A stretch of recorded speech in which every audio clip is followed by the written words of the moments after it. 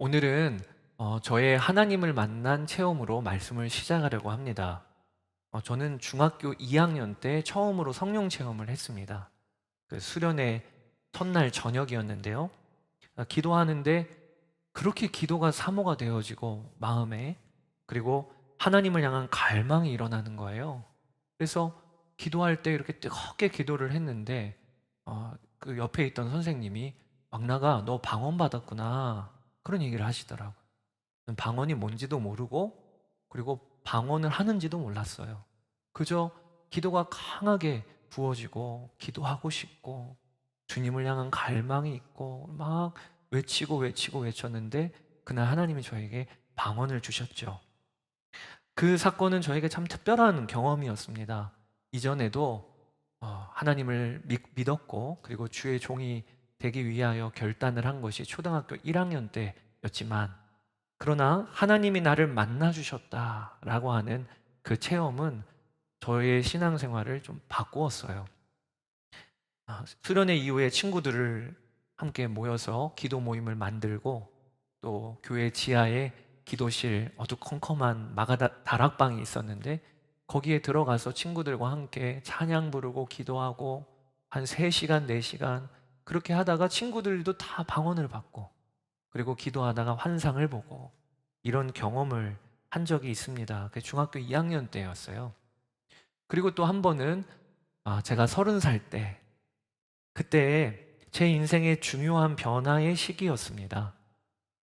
모교회를 떠나서 그동안은 신학생으로 또 중고등부 전도사로 사역을 했던 모교회를 떠나서 처음으로 사역을 나가야 되는 시기였어요. 수련 목회자로. 그러니까 참 두렵더라고요. 아내도 있고 아이도 있는데 새로운 어떤 임지로 나가야 된다. 제 개인적으로는 첫 사회생활인 거죠. 그 일을 앞두고 이렇게 기도를 하는 시간을 갖고 있었는데, 한 번은 기도 중에 문득 주님이 지금 내 앞에 계시다라고 하는 그 강력한 임재를 경험을 했어요. 그러면서 제 마음에, 이게 뭐라고 표현할지는 모르겠지만 온몸으로 주님이 내 앞에 계시다는 게 느껴지는 거예요. 눈은 감고 있는데 눈앞에 예수님의 실루엣 같은 게 보이고, 그리고 기도를 하는데 주님이 저의 기도하는 손을 잡으셨다. 그 경험을 했는데, 그리고 나서는 저도 모르게 쓰러져 있었어요. 그리고 제 마음에 평안이 이렇게 쏟아 부어진다, 이런 표현을 해야 될까요? 그저 기도하는 거 딱 하나: 하나님, 전 충분해요. 하나님, 저는 너무 좋아요. 행복해요. 이렇게 고백을 했던 그 경험. 그리고 나서 선한목자교회 수련 목회자의 사역을 시작하게 됐어요. 두려움이 없더라고요. 여러분, 제가 이런 체험을, 제가 말씀을 드리는 것이, 이렇게 하나님과의 체험, 신앙생활 하다가 하나님이 만나주시고, 그리고 또 경험하고, 이것은 우리의 신앙생활에 참 요긴합니다. 믿음을 굳건하게 해주고, 또 하나님과의 특별한 추억이 쌓이게 하지요. 그런데 여러분께 진짜 말씀드리고 싶은 건, 이러한 체험들은 우리 삶을 바꾸는 핵심은 아니라는 거예요. 저도 돌아보면 체험이 강하다고 해서 저의 삶이 바뀌는 것이 아니었습니다. 목회를 하다 보면 오히려 너무 강력한 체험을 하시는 분들 중에 어느새 믿음을 잃어버리고, 그리고 주님을 부인하는 데까지도 나아가는 것을 보게 됩니다. 그러니까 체험이 우리를 바꾸는 건 아니라는 거죠. 우리 삶은 한 번의 체험이 아니라 주님과의 지속적이고 꾸준한 교제를 통하여 바뀌게 되는 거예요. 남편과 아내가 함께 살잖아요. 그러면 매일 이벤트 없습니다. 참 특별한 이벤트는 정말 뭐 가끔이죠. 1년에 한두 번이죠. 나머지는 어떻게 사는 거지요? 그저 아침에 일어나면 얼굴 보고, 저녁에 하루를 마무리할 때 또 함께 있고, 부모와 자녀도 그렇잖아요. 그런데 그러면서 1년, 5년, 10년이 지나가며 어느새 남편이 아내를 닮아 있고, 아내는 남편을 닮아 있고, 자녀는 부모를 따르고 있고, 부모는 자녀에게 영향을 받고 있고, 그렇게 우리의 삶이 변화되는 거잖아요. 영적으로도 똑같아요. 특별한 체험이 우리를 바꾸는 게 아니고 매일매일 꾸준한 주님과의 일상이 우리를 바꾸는 거죠. 주님은 우리가 주님을 경험할 수 있도록 은혜의 수단들을 주셨습니다. 그게 말씀, 기도, 예배, 공동체, 그리고 동행일기예요. 이 일이 거룩한 습관으로 자리를 잡아야 우리의 삶은 예수님을 닮아가는 열매가 맺히게 되는 거예요. 그래서 그렇게 말씀을 읽읍시다. 기도의 자리로 나옵시다. 그리고 동행일기까지 쓰면서 주님 함께 계신 것 점검합시다 하는 거지요. 야곱의 인생은 이 진리를 우리에게 너무나도 절실하게 보여주고 있습니다. 지난주 창세기 32장을 통해서 우리는 야곱의 세상 없는 체험을 보았습니다. 하란에서 가나안 땅으로 올 때 야복 강가에서 하나님을 그가 만났어요. 하나님이 보내신 천사라고도 하고, 나중에 야곱은 뭐라고 고백하냐면 내가 하나님의 얼굴을 보았다. 그래서 그 야복강 지명 이름을 브니엘, 하나님의 얼굴이라고 하는 이름을 붙일 정도로 하나님을 그가 체험했어요. 여러분, 씨름이라는 게 뭡니까? 상대방과 온몸을 맞대어 지금 부대끼고 있는 게 씨름이에요. 상대방의 호흡까지도 들릴 정도가 씨름이에요. 야곱은 밤새도록 그렇게 하나님과의 만남이 이어진 거예요. 그리고 나서 놀라운 일이 벌어졌습니다. 그의 형 에서가 분명히 400명의 군사를 거느리고 동생 야곱을 치러 달려오고 있었다고 들었는데, 이 하나님과의 씨름 이후에 그 다음 날은 모든 게 다 달라졌어요. 에서가 달려와서 그를 맞이하고 안고 목을 어금 맞추어 그와 입 맞추고 서로 우니라. 형 에서의 마음이 완전히 변했어요. 400명을 데리고 왔는데 치러 온 게 아니라 야곱을 보는 순간 마음이 눈 녹듯이 녹아내리고, 동생을 안고 목을 끌어안고 입을 맞추는 이 일이 일어난 것입니다. 여러분, 이건 야곱 인생의 평생 간증일 거예요. 야곱뿐만 아니라 그와 함께 했던 가족들도 다 간증의 제목이 될 거예요. 세상에 이런 일이 있었어. 하나님께서 에서의 마음을 완전히 뒤집어 놓으셨어. 이런 체험을 야곱이 한 거죠. 그런데 너무 당황스러운 일이 그 다음 창세기 33장과 34장인 것입니다. 우리는 야곱이 세상 없는 체험을 하면, 그러면 이제 야곱의 인생에 하나님과의 관계가 더 풍성해졌더라, 더 깊어졌더라, 아름다운 열매를 맺었더라, 하나님이 놀랍게 쓰셨더라, 이런 이야기가 좀 이어져야 될 거라고 기대가 되는데, 그런데 이 브니엘에서 하나님을 경험한 야곱의 인생이 33장과 34장에 보면 얼마나 바닥을 치는지, 야곱뿐만 아니라 그 옆에 있던 가족들도 얼마나 바닥을 치는지가 오늘 본문의 내용인 거예요. 야곱의 영적인 수준은 여전히 어린아이 수준에 머물러 있었습니다. 창세기 33장에 에서와 화해한 야곱이요, 하나님이 가라고 하신 베델로 가지 않고 그가 어디로 이동을 하냐면 세겜이라고 하는 곳으로 이동을 합니다. 18절 19절, 야곱이 밧단 아람을 떠나 가나안 땅의 세겜성에 무사히 이르러서 그 성 앞에다가 장막을 쳤다. 야곱은 장막을 친 그 밭을 세겜의 아버지인 하몰의 아들들에게서 은 100냥을 주고 샀다. 여러분, 여기에 문제가 생긴 것입니다. 하나님은요, 하란 땅에서 야곱에게 너 베델로 가라 라고 하셨었거든요. 그게 창세기 31장 13절이에요. 나는 베델의 하나님이다. 내가 거기서 기둥에 기름을 붓고 거기서 내게 서원하였으니 지금 일어나 이곳을 떠나서 내 출생지로 돌아가라. 하나님은 야곱에게 말씀하셨어요. 나는 베델의 하나님이야. 야곱아, 너 그 베델 기억하지? 너 돌 세우고 거기에서 예배를 드렸던 그 기억하지? 나도 그걸 기억하고 있단다. 돌아가라. 어디로 가라고 하신 거예요? 베델로 가라고 하신 거예요. 그런데 야곱은요, 베델하고 멀지 않은 거리입니다. 35km 정도. 가족들 데리고 이틀이면 가는 곳이 베델이에요. 그런데 베델로 안 가고 굳이 세겜에 머물고 있음을 오늘 본문은 이야기해주고 있어요. 왜 세겜일까요? 왜? 야곱은 지금 가축대가 많습니다. 하란 땅에서 하나님이 복을 주셔서 그의 소유가 많이 불어났어요. 이 가축대를 목양을 하고 치기 위하여서는 풍부한 목초지와 물이 필요한데 그 조건이 베델이 좋지 않았던 거예요. 베델은 약 800m 정도의 지역이고요. 석회암 바위 투성이인 지역입니다. 그러니 돌이 널려 있으니까 야곱도 돌베개 베고 잤던 곳이 베델이었죠. 그러니 베델은 가축대를 치기가 적절하지 않은 장소였어요. 그에 비하여 세겜은 어떤 곳이냐? 세겜은 교통의 요충지이고 그리고 풍부한 물과 비옥한 목초지가 있는 지역이었습니다. 그러니 야곱은요, 가나안 땅으로 들어가서 그의 결정의 기준이 하나님의 말씀이 아니고 자기의 계산이었어요. 나 이렇게 소유지가 많은데, 소유할 것들이 많은데 이거 치려면 현실적으로 베델은 못 가. 그리고 세겜이 적당해 라고 야곱은 판단하고 있는 거지요.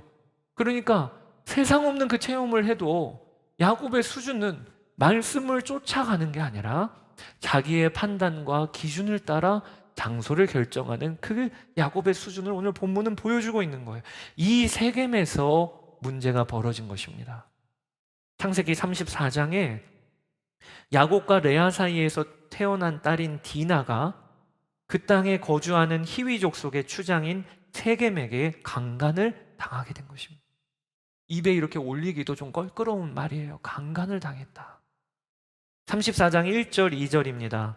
레아와 야곱 사이에서 태어난 딸 디나가 그 지방 여자들을 보러 나갔다. 히위 사람 하몰에게는 세겜이라는 아들이 있는데 세겜은 그 지역의 통치자였다. 세겜이 디나를 보자 데리고 가서 욕을 보였다. 저는 여기에서 먼저 분명히 해야 될 것은 이 디나를 욕을 보인 사건은 100% 세겜의 책임입니다. 혹시 오해하지 마십시오. 디나가 왜 그 땅 여자들 보러 나가서 이렇게 디나에게 책임 있는 게 아닙니다. 세겜이라고 하는 추장이 한 여인을 자기 욕정에 따라 욕보인, 이게 100% 잘못이죠. 당연하죠. 그러나 동시에 성경은 디나가 그 지방 여자들을 보러 나갔다라고 기록을 할 때 이때 쓰인 동사가 뭐냐면 히브리어 라라고 하는 단어예요. 보러 나갔다라고 할 때 라라를 쓰고 있습니다. 그런데 이 단어는 하와가 창세기 3장에서 선악과를 바라보던 장면에서 쓰였던 단어입니다. 창세기 3장 6절에 여자가 그 나무를 본즉, 이게 라예요. 먹음직도 하고 보암직도 하고 지혜롭게 할 만큼 탐스럽기도 한 나무인지라. 왜 이 단어를 쓰고 있을까요? 성경은 이 단어를 통하여 야곱도 지금 그 놀라운 체험을 했는데도 불구하고 그의 기준이 철저히 세상적인 것처럼 그 야곱의 밑에 있는 자녀들도 세겜 땅에 깊이 마음을 쏟고 노출되어 있음을 드러내주고 있는 거예요. 디나도 하나님을 경험한 체험을 디나도 했단 말이에요. 우리 가정은 하란에서 돌아왔는데 하나님이 자신의 삼촌 이 에서의 마음을 바꾸셨어. 이걸 디나도 경험했고 자녀들도 다 경험했단 말이에요. 그 하나님. 아버지가 왜 가나안 땅으로 돌아가는가? 하나님과의 약속 때문에.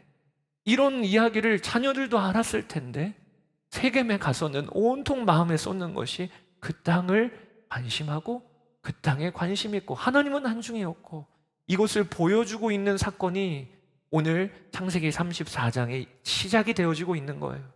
뿐만 아닙니다. 야곱 가정의 타락과 실패는 거기서 멈추지를 않아요. 디나가 강간당한 일로 인하여 그 오빠들이 얼마나 잔인하게 복수하고 있는지를 창세기 34장은 담고 있습니다. 비열해요. 야곱의 자녀들도 비열해요. 디나를 욕보인 그 세겜, 추장 세겜도 얼마나 음란하고 악한 자입니까? 그런데 야곱의 아들들도 얼마나 동일하게 비열한지 모릅니다. 그들이 이렇게 이야기합니다. 우리 누이를 당신과 결혼을 시켜주는데 대신 조건이 하나 있습니다. 우리는 하나님을 믿음으로 할례를 받은 족속들입니다. 근데 우리 누이를 당신의 지파에 건네주기 위하여서는 당신네들도 할례를 받아야지 우리가 건네줄 수 있겠습니다. 이렇게 속입니다. 여러분, 할례는 뭡니까? 하나님과의 약속의 징표, 거룩한 거예요. 그런데 이 할례를 비열한 속임수의 도구로 쓰고 있는 게 야곱의 아들들의 수준들이었어요. 세겜에 있는 사람들도 뭐 좋은 제안이죠. 그 야곱이라고 하는 거부가 이 세겜 땅에 들어왔는데 저들과 통혼을 하고 그리고 함께 교류하기 시작하면 우리에게도 유익이지 뭐 해서 세겜에 있는 사람들이 다 할례를 받습니다. 그리고 그 할례를 받고 아파하고 있을 때 시므온과 레위를 중심으로 칼을 들고 들어가서 세겜에 있는 남자들 모조리 다 죽입니다. 잔인한 학살극이 벌어진 거죠.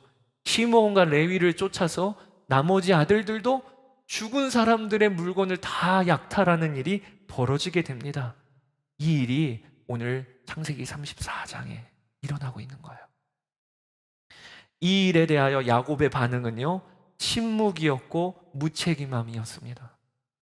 야곱은요, 딸 하나인데 디나, 그 딸이 욕을 보였어요. 세겜이 강간을 당했어요. 그 일에 대하여 오늘 본문에 보면 야곱이 아무 행동도 취하지 않습니다. 얼마나 무책임한지. 딸이 그런 어려움을 당했는데 가장으로서, 아버지로서 조치를 취하지를 않습니다. 그러니까 아들들이 하도 옆에서 보고 있다가 답답하니까 자기네들의 방법대로 세겜 사람들을 몰살시킨 거예요. 그들이 돌아왔을 그때 야곱이 꾸중을 하는데 이 꾸중의 내용을 보면 너무 마음이 아파요. 뭐라고 하냐? 34장 30절 이후에 일이 이쯤 되니 야곱이 시므온과 레위를 나무랐다. 너희는 나를 오히려 더 어렵게 만들었다. 이제 가나안 사람이나 브리스 사람이나 이 땅에 사는 모든 사람이 나를 사귀지도 못할 추한 인간이라고 여길 게 아니냐. 우리는 수가 적은데 그들이 합세해서 나를 치고 나를 죽이면 나와 나의 집안이 다 몰살당할 수밖에 없지 않느냐. 그들이 대답하였다. 그가 우리 누이를 창녀 다루듯이 하는데도 그대로 두라는 말입니까? 여러분, 이 야곱의 꾸준함을 읽어보면 마음이 꽉 답답해요. 세상에 어쩜 이렇게 무책임한 가장이 다 있나? 시므온과 레위를 꾸지람하는데 아들들한테 꾸짖는 그런 꾸지람이 아니에요. 온통 나. 이제 내가 여기에서 어떻게 살라는 말이냐? 다른 족속들이 합세해서 나를 죽이면 어떻게 하라는 말이냐? 그러니까 야곱은요, 그의 아내 라헬이 임신하지 못했을 때 그때 얼마나 무책임하게 굴었습니까? 내가 하나님이라도 된단 말이요. 이러면서 그 아내의 마음을 읽어주지를 못하는 남편이었는데 오늘 본문에도 똑같은 거예요. 자녀들의 마음을 읽어주지를 못하고 온통 나 이러니까 가장의 권위가 무너져 있었어요. 그래서 시므온과 레위가 대듭니다. 아버지, 그러면 디나를 창녀처럼 대우하는 게 옳은 일입니까? 다 무너져 있는 거죠. 오늘 창세기 34장은요, 하나님, 예배, 기도 이런 단어 하나도 안 들어가 있는 장입니다. 이게 우리를 매우 당황스럽게 하는 거예요. 아니, 이름도 바뀌었는데, 야곱에서 이스라엘이라는 이름도 바뀌었는데, 분이엘에서 그런 하나님을 경험하는 체험도 했는데, 그런데 이어지는 이 내용은 도대체 뭔가 말이에요. 그래서 오늘 본문을 유심히 보면 이름이 바뀌었는데 여전히 야곱을 야곱이라고 부릅니다. 이스라엘이라고 부르지를 않아요. 이건 뭘 말해주고 있는 거죠? 성경이 그 놀라운 체험을 했음에도 불구하고 야곱의 영적인 수준은 여전히 이스라엘이 아니고 속이는 자 야곱임을 보여주고 있는 것이죠. 저는 이 구조를 그냥 여러분과 보기를 원하는 거예요. 야곱은 야복 강가에서 하나님을 만났습니다. 그런데 그 놀라운 경험한 이후에 왜 성경은 이런 실패를 기록하고 있을까요? 오늘 본문은 누가 기록을 했습니까? 모세가 기록을 했어요. 모세는 성령의 감동으로 창세기를 기록하면서 그 창세기 기록 내용 중에 세겜 사람 히위 족속들입니다. 히위 족속을 죽인 야곱의 아들들 이야기를 기록을 했습니다. 그리고 그 기록도 언제 기록을 했냐? 야곱이 분이엘에서 하나님을 만난 후에 이 일을 기록을 했습니다. 여러분, 이 이야기를 처음 들었던 이스라엘 백성들은 얼마나 충격이었을까요? 그들은 이 이야기를 어디에서 들었을까요? 광야에서 가나안 땅에 들어가는 것을 앞두고 들었던 거예요. 모세가 성령의 감동으로 우리 우리 이스라엘의 조상이 어떤 자들인지 이것을 말해주는 말씀을 그들이 처음 들었을 때 그들은 충격을 받았을 것입니다. 왜? 이스라엘 백성들은요, 우리는 구별된 하나님의 백성이라고 생각을 했습니다. 그리고 반대로 가나안 땅에 살고 있는 저 족속들은 음란하고 타락하고 답이 없고 하나님의 법을 모르고 그런 족속들이라고 생각을 했습니다. 그래서 그들은 들어가면 어떤 명령을 받았냐? 가나안 족속들과 어울리지 말고 그들을 다 몰아내라라고 하는 명령을 받았던 그들이었는데, 그러니까 이스라엘 백성들은 우리는 율법도 받은 백성들이야.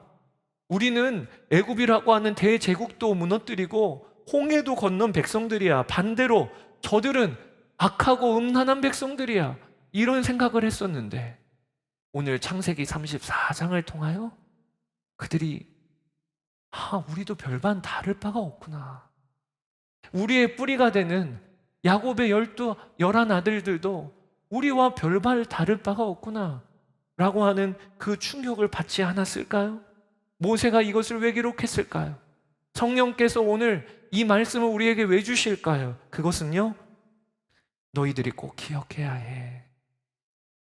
우리가 하나님을 경험하고 만났고 할례를 받은 자들이라 할지라도 우리는 본질적으로 가나안 족속들과 다를 바가 없는 죄인들이야.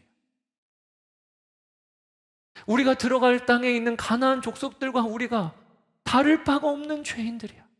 우리의 뿌리를 봐봐. 그런데 그러면 뭐가 다른 거냐? 우리는 그럼에도 불구하고 하나님이 은혜로 붙들고 있는 것뿐이야. 이것을 말해주고 있는 거예요. 은혜를 받은 죄인들, 이것이 우리의 정체성이라고 하는 것을 모세가 오늘 본문을 통하여 알려주고 계시고, 그리고 성령께서 우리에게도 이 말씀을 하시는 것입니다. 왜? 이 정체성을 가지고 가나안 땅에 들어가야 그 땅을 정복할 때도 겸손히 주의 은혜를 붙들게 되는 거니까. 그들이 변질되지 않는 거니까. 그러니까 이 말씀을 기록하고 있는 거예요. 저는 오늘 창세기 33장, 34장을 통해서 오늘 우리도 이 정체성을 꼭 다시 한번 붙들게 되기를 원합니다. 우리 그리스도인들은 누구냐? 우리는요, 은혜 받은 죄인들이에요. 그뿐이에요. 오늘 거룩한 주일에 예배드리고 하나님의 그 존귀한 이름을 부르고 예수 그리스도의 보혈로 정결함을 받았지만, 그래도 우리가 내일부터 세상으로 나아갑니다. 그런데 그때 우리가 알아야 합니다. 저들은 죄인들이고 나는 다른가? 아니에요. 내 안에 똑같은 죄가 꿈틀꿈틀대고 있고 내 안에 세상이 통째로 들어와 있습니다. 그러면 나는 뭐가 다른 겁니까? 은혜 받은 것이 다른 거예요. 하나님의 은혜가 여전히 내 위에 머물고 있고 나를 붙잡고 계시는 은혜 받은 죄인이다. 여러분, 이 말은 무슨 말입니까? 오늘도 하나님의 은혜가 내 영혼을 덮어주지 아니하시면 나는 단 하루도 제대로 살 수 없는 죄인이다 라고 하는 철저한 항복의 고백인 거예요. 이게 그렇게 되기를 원하는 것입니다. 종교개혁자 마틴 루터에 관하여 재미있는 우화가 있습니다. 루터가 한 번은 꿈을 꾸었는데 마귀가 이 루터를 찾아왔어요. 그런데 그 마귀의 손에 긴 두루마기가 있는 것입니다. 뭔가 봤더니 거기에 루터가 지금까지 지은 죄의 목록과 내용이 아주 상세히 적혀 있더랍니다. 깜짝 놀랄 일이지요. 마귀가 그 두루마기를 펴서 그 안에 담겨있는 내용을 루터 앞에서 계속 읽어 내려갔습니다. 마귀는 참소하는 자잖아요. 그래서 우리에게 계속 죄를 들추어내잖아요. 그 일을 하고 있는 거예요. 루터야, 너는 이 죄도 졌지, 너는 이런 죄도 졌지, 너는 이런 은밀한 죄가 있지, 이러면서 계속 읽어 내려가는데 얼마나 오랫동안 죄의 목록을 읽어 내려가는지 루터의 얼굴이 점점 사색이 되었어요. 그런데 마귀의 낭독이 다 끝난 후에 마틴 루터가 이렇게 말합니다. 마귀야, 내가 들어보니까 빠뜨린 것이 너무 많다. 빠뜨린 것이 너무 많다. 아직 더 있다 하면서 받아 적어봐. 받아 적어봐. 마귀가 갑자기 사색이 됩니다. 그리고 나서는 열심히 루터의 죄가 뭔지를 고백을 하는데 받아 적습니다. 그리고 기록이 끝날 무렵에 마귀에게 마지막 한 줄 남았다 하면서 뭐라고 했냐? 요한일서 1장 7절 말씀을 고백을 했어요. 같이 읽어볼까요? 그 아들 예수의 피가 우리를 모든 죄에서 깨끗하게 하실 것이요. 여기에서 마귀가 도망쳤다는 거예요. 우화 같은 이야기지만 여러분, 여기에서 우리가 붙들 아주 중요한 진리가 있어요. 방금 말씀드렸던 이야기 속에서 루터는 어떤 자기 정체성을 갖고 있었던 거죠? 하나, 나는 가능성 없는 죄 덩어리야. 나는 죄인이야. 생각하는 것, 마음에 품는 것, 말하는 행동, 나오는 말, 다 죄의 열매들이야. 나는 하나님과 원수되었던 자였고 하나님을 마음에 두기 싫어했던 죄 덩어리였어. 그게 나야. 여전히 육신을 입고 있고 나의 육신은 끝까지 나를 죄의 유혹으로 이끌어가고 있는 그게 나야 라고 하는 진리를 그가 알고 있었어요. 그래서 마귀가 죄의 목록을 갖고 들어올 때 처음에는 당황스러웠지만 그러나 그렇지, 그게 나지. 그리고 나서 그 정체성이 분명하니까 그의 행동은 그 다음에 분명히 이어졌어요. 그러나니까 나에게는 은혜가 필요한 거야.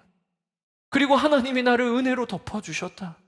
나는 그리스도 예수의 피로 씻김을 받은 자이다. 이 정체성이 두 번째 자신의 정체성이었어요.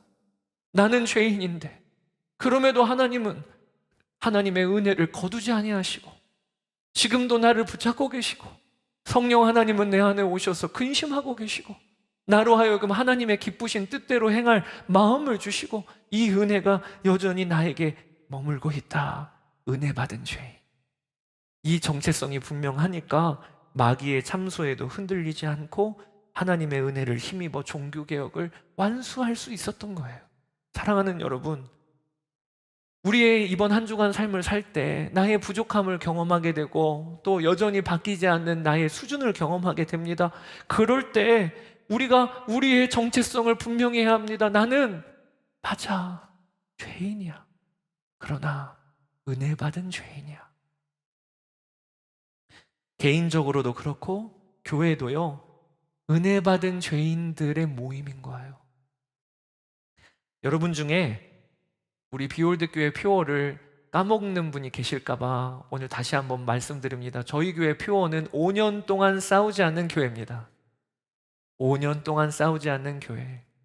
작년도 금년에도 저희 당회 책자를 보시면 5년 동안 싸우지 않는 교회라 이렇게 이름을 붙였습니다. 어떤 분들은 그러시더라고요. 6년째 되면 싸워도 됩니까? 하여튼 벼르고 계신가 봐요. 싸울 준비를 좀 하고 계시나 봐요. 6년째는 싸워도 됩니까? 어떤 한 분이 그러시더라고요. 목사님, 우리 교회 성도들이 얼마나 좋은데 오해가 생깁니다. 내년에는 교회 표 바꾸실 거죠? 안 바꿉니다. 5년 동안 갑니다. 여러분, 저도 알아요. 저희 비올드 교회 성도들 참 좋으세요. 어쩜 이렇게 귀한 분들이 모이셨을까?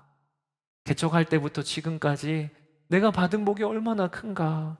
그런 생각을 합니다. 그런데 동시에 여러분, 교회는요, 좋은 사람들이 모였다고 좋은 교회가 되는 게 아니에요. 아무리 성품이 좋고 배운 분들이 모였어도 교회는요, 하나님의 은혜가 거치면 이상할 정도로 싸우는 게 죄인들인 우리의 수준인 거예요. 그래서 저는 5년 동안 싸우지 않는 교회라는 표어를 볼 때마다 정말 기도합니다. 하나님, 저희 비올드 교회는 하나님의 은혜가 너무 필요해요. 이번 주도 하나님의 은혜가 없으면 저희는 못 살아요. 하나님의 은혜가 1mm라도 거두어지면 저희는 소망이 없습니다. 여러분, 그게 우리 비올드 교회예요. 그리고 그게 우리 개인의 수준이에요. 사랑하는 여러분, 교회는요, 재정이 어려운 게 위기가 아닙니다. 외부의 핍박 때문에 무너지는 건 교회가 아닙니다. 교회는요, 하나님의 은혜가 조금이라도 줄어들면 스스로 무너질 수밖에 없는 죄인들인 거예요. 이게 우리의 정체성이에요. 과거의 은혜가 나를 오늘 버티게 못합니다. 과거의 뜨거웠던 체험이 오늘 나를 지켜주지 않습니다. 오늘 우리에게는 은혜가 필요한 거예요. 은혜가 필요한 거예요. 신앙이 왜 냉랭해집니까? 예수님을 믿어도 왜 내 마음은 그렇게 무감각한 겁니까? 그것은 다른 데 있지 않아요. 내가 아직도 꽤 괜찮은 사람, 스스로 가능성 있는 사람이라고 착각하기 때문에 그렇습니다. 나는 은혜 받은 죄인일 뿐임을 잊어서 그렇습니다. 은혜가 거두어지면 나는 죄 열매밖에 못 맺는다는 것을 잊어서 그렇습니다. 오늘 우리가 분명하게 여겨야 될 것은 나는 은혜가 필요한 죄인이다. 은혜가 필요한 죄인이다. 한 번은 유기성 목사님께서 이런 말씀을 저희 부교역자들이 모여있는 회의 시간에 하셨어요. 목사님들이 다 모였는데 그때 우리 교회의 비교 대상은 목사님들 다른 대형 교회가 아닙니다. 저 서울에 있는 또 혹은 저 강남에 있는 다른 대형 교회가 우리 교회의 비교 대상 아닙니다. 우리 교회의 비교 대상은 북한에 있는 지하교회 성도들입니다. 무슨 일을 결정할 때나 무슨 판단을 할 때 지하교회 성도들을 생각하며 판단하고 결정을 해보시기를 바랍니다. 우리 교회의 비교 대상은 그들입니다. 저는요, 지금 비올드 교회를 세워가면서 그 말에 전적으로 동감해요. 여러분, 북한에 있는 지하교회 성도들은 지금 어떤 상황이죠? 오늘 하루도 은혜가 없으면 못 살아요. 매 순간 은혜가 없으면 오늘 하루가 보장이 안 돼요. 하나님의 은혜가 조금이라도 거치면 다음 주에 만나는 일이 불투명해요. 그래서 오늘 하루도 은혜, 하나님 오늘 하루도 은혜 없으면 못 삽니다. 그 절박함으로 신앙생활하는 것처럼 오늘 우리라고 다른가요? 이번 한 주간 보장이 되어 있는 건가요? 또 우리는 이만큼이면 된 건가요? 아니에요. 우리도요, 오늘 창세기 33장 34장에 나오는 야곱의 가족들, 야곱의 자녀들, 그리고 그 야곱, 그 수준 우리와 똑같습니다. 우리도 은혜 없으면 오늘 못 사는 거예요. 은혜 아니면 이번 한 주간 안 되는 거예요. 그런 마음으로 주님께 나아가 보세요. 그런 마음으로 우리 교회로 모입시다. 매 예배 때마다 하나님, 저는 은혜 받은 죄인일 뿐이에요. 이번 한 주간도 은혜 없으면 저는 못 살아요. 그러면 비로소 우리의 삶이 흔들리지 않게 되는 거예요. 이번 한 주간 은혜가 아니면 전 못 삽니다. 저는 은혜 받은 죄인이니까요. 이렇게 우리 하나님께 나아갑시다. 이 시간 함께 찬양하고 기도하기를 원하는데, 오늘 말씀을 담은 너무 적절한 찬양이구나, 그런 생각이 들었어요. 그게 오직 예수뿐이네. 은혜 아니면 살아갈 수가 없네. 호흡마저도 다 주의 것이니. 그러면서 오직 예수뿐이네. 우리의 고백입니다. 그리고 이것을 우리의 고백 삼읍시다. 이 시간 함께 찬양하고 기도합시다. 은혜 아니면 살아갈 수가 없네. 호흡마저도 다 주의 것이니. 세상 평안과 위로 내게 없어도 예수, 오직 예수뿐이네. 한 번 더 고백합시다. 은혜 아니면 살아갈 수 없네. 은혜 아니면 살아갈 수가 없네. 호흡마저도 다 주의 것이니. 세상 평안과 위로 내게 없어도 예수, 오직 예수뿐이네.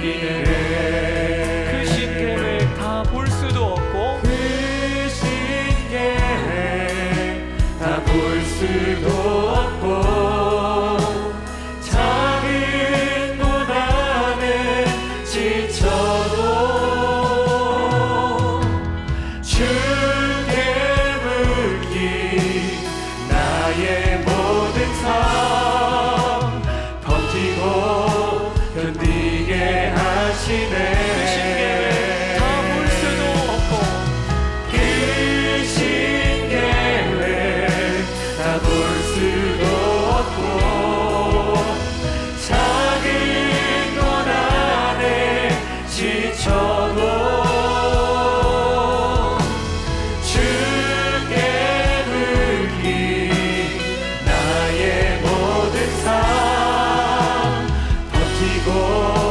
견디게 하시네. 은혜 아니면 살아갈 수가 없네. 나의 모든 것 다 주님께 맡깁니다. 나의 모든 것 다 주께 맡기니 참된 평안과 위로 내게 주실 주 예수 오직 예수뿐이네. 은혜 아니면 살아갈 수가 없네. 고백합시다. 은혜 아니면 살아갈 수가 없네. 나의 모든 것 주님께 맡깁니다. 나의 모든 것 다 주께 맡기니 세상 평안과 위로 내게 주시오 예수 오직 예수뿐이네. 오직 예수뿐이네. 아멘 아멘. 사랑하는 여러분, 이 시간 첫 번째로 기도할 때 주님, 저는 은혜 받은 죄인입니다. 즉 오늘도 주님의 은혜가 없으면 하루를 살 수 없는 게 저의 실력입니다. 우리 그렇게 고백하며 나아가게 되기를 원합니다. 아버지 하나님, 이번 한 주간도 주님의 은혜로만 사오니 붙들어 주소서. 주님만 갈망하며 전심으로 구하며 사는 이번 한 주간이 되게 하여 주소서. 저는 은혜 받은 죄인일 뿐입니다. 은혜가 필요합니다. 이 시간 주의 이름 한번 부르고 기도하며 나아가겠습니다. 주여. 아버지 하나님, 그렇습니다. 저는 아버지의 은혜 받은 죄인일 뿐입니다. 아버지 하나님, 저는 주님의 은혜가 필요합니다. 오늘도 하나님의 은혜가 없으면 못 삽니다. 이번 한 주간도 하나님의 은혜로 삽니다. 아버지 하나님, 오늘도 주님께 나아가 하나님의 은혜를 구하며 나아가는 저희를 되게 하여 주소서. 오늘도 아버지 하나님의 은혜를 갈망하며 하나님의 기름 부으심을 갈망하며 하나님 나아갑니다. 오늘도 예배드리는 모든 성도들, 그리고 이번 한 주간의 우리의 삶에 하나님의 은혜를 거두지 아니하시고 하나님의 은혜를 부어주셔서 하나님의 은혜로 사는 저희들의 삶이 되기를 원합니다.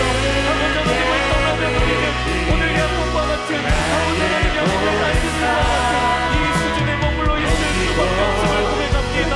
아버지 하나님, 우리의 심령을 새롭게 하소서. 은혜를 구하며 나아가게 하여 주소서. 주님의 은혜를 붙들게 하소서. 주님의 손을 붙들게 하소서. 주님을 의지하게 하여 주소서. 주님께 기대어 살게 하여 주소서. 아버지 하나님, 우리 주의 은혜를 간구하며 나아갑니다.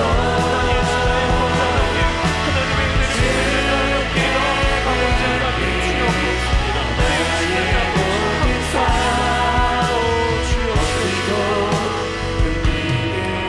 아멘 아멘. 우리 두 번째로 기도하기를 원합니다. 사랑하는 성도 여러분, 오늘 우리가 왜 이렇게 냉랭하기도 하고 또 예배를 드리면서 무감각하게 있기도 할까요? 다른 여러 이유가 있겠지만 오늘 우리의 마음에 내가 은혜 받은 죄인임을, 즉 오늘도 은혜 없으면 못 사는 것임을 우리가 정말 모르기 때문에 그런 것 아닐까요? 이 시간에 우리 고백하기를 원합니다. 우리의 비교 대상은 북한에 있는 지하교회 성도들입니다. 은혜가 없으면 하루를 못 사는 저들이 그대로 영적인 수준은 우리도 그렇습니다. 하나님, 제가 은혜 없으면 못 삽니다. 하나님의 은혜 의지하여 살겠습니다.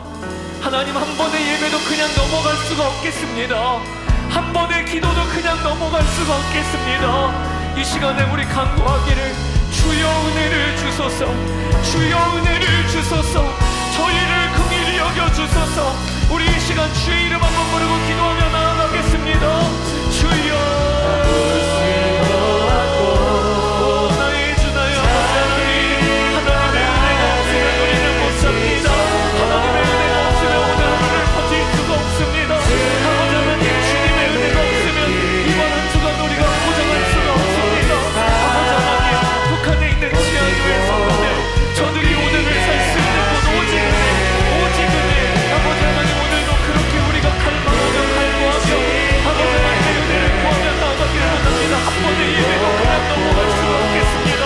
한 번의 기도도 그냥 넘어갈 수가 없겠습니다.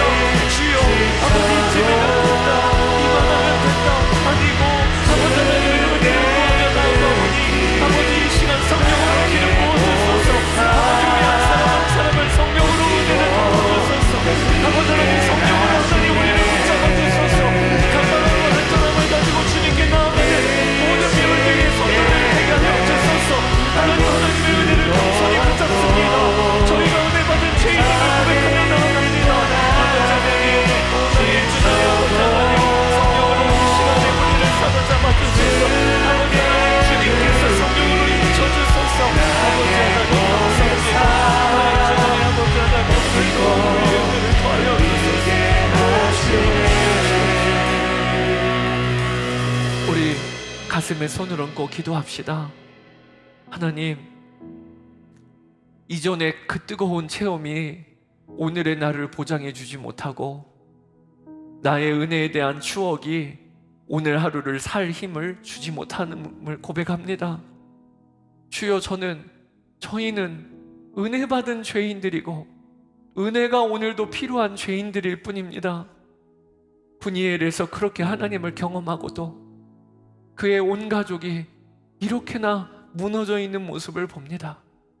폭력을 폭력으로 대우하고 세상의 악을 악으로 갚는 그 수준이 꼭 저희의 수준과 똑같습니다. 주여, 긍휼을 구합니다. 이 시간에 저희가 주의 은혜에 덮이게 하여 주소서. 주의 임재 가운데 저희가 덮여 이번 한 주간을 살게 하여 주소서. 아버지, 저희 비올드 교회도 하나님의 은혜가 거두어지면 그러면 무섭게 싸우고 분열할 수밖에 없는 죄인들의 공동체임을 고백합니다. 한 주간도 은혜가 없이는 저희는 못 버팁니다. 한 번의 예배도 은혜가 아니면 저희는 못 삽니다. 하나님, 그런 갈급함으로 주님께 나아가는 이 예배 매일의 시간 되게 하여 주소서. 그리하여 주를 힘입어 이번 한 주간을 살게 하시고 주를 의지하여 이번 한 주간을 승리하게 하여 주소서. 감사합니다. 우리 주 예수 그리스도의 이름으로 축복하며 기도드렸습니다. 아멘, 아멘.